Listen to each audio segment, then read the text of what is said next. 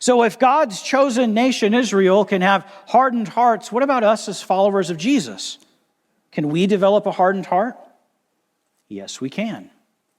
In the Gospel of Mark, chapter 8, you'll find a story about Jesus feeding 4,000 people. Here, Jesus miraculously feeds a large crowd of people with 7 loaves and a few fish, almost all of the food that the disciples had left.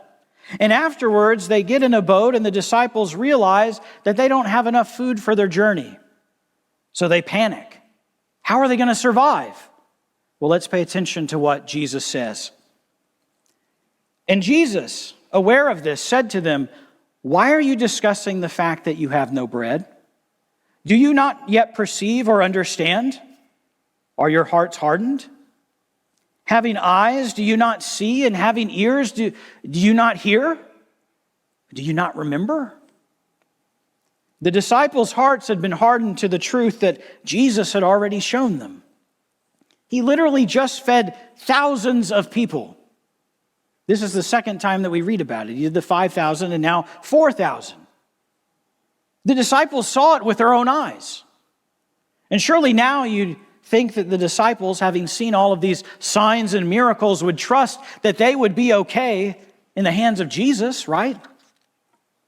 But they hardened their hearts to the truth that's screaming at them. So Jesus asks them a series of questions, which shows us the symptoms of a hardened heart.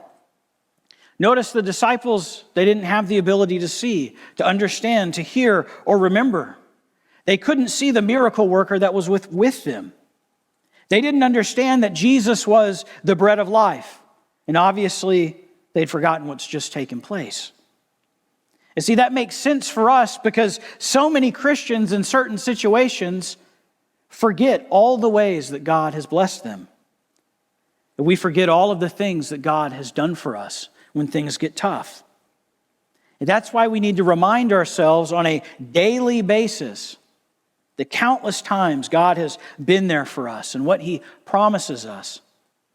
When you start your prayers, go to the Lord thanking God for all that He has given you, all He has blessed you with. And Judah had done the same thing as the disciples in our main text this morning. They forgot all that God had done for them.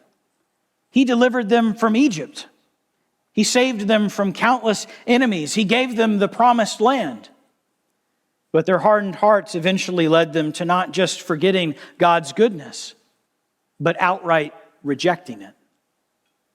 They began worshiping other gods altogether. Their pride and sin had led them to forgetting God's faithfulness, the results of a hardened heart. Now, what's dangerous about a hardened heart is that when left unchecked, it can lead to what the Bible calls a debased mind. Paul talks about that in Romans 1. And while I don't have much time to go into all of Romans 1, in it, Paul introduces this idea to the Roman church that the gospel is God's powerful tool for salvation. And he also gives a description of sinful people who suppress the truth of God in their lives. It's not that they don't know the truth, it's that they suppress the truth. In other words, all people are born with an inherent sense of morality, right and wrong, and that can be suppressed. And Paul lists a myriad of sins that people fall into that pull them further from God. So Paul tells us how God judges these types of people. Here's what happens to people when they continually reject God's truth over and over again. Notice what it says. And since they did not see fit to acknowledge God, God gave them to a debased mind to do what ought not to be done. So eventually, Paul tells us people who dive into sin, and in this context specifically sexual sin, openly rejecting God in the sense of right and wrong that's inherent within them, eventually God gives them over to their debased minds. All right, have it your way. I think about America, right? A nation that, while not perfect, was largely founded on Christian principles. A nation that at one time understood the importance of God, not just in our personal lives, but in the foundation of our government, our rights as citizens. They were God-given. Look at how divided and angry our nation is now. Our country is consumed, obsessed with sex. We celebrate sexual sin in the streets. We dedicate space on our calendars for what God calls an abomination. And this is a sign that we have been judged by God, according to Romans 1.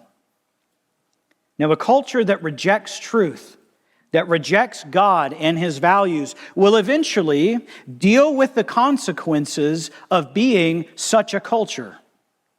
God gives nations over to the consequences of their actions.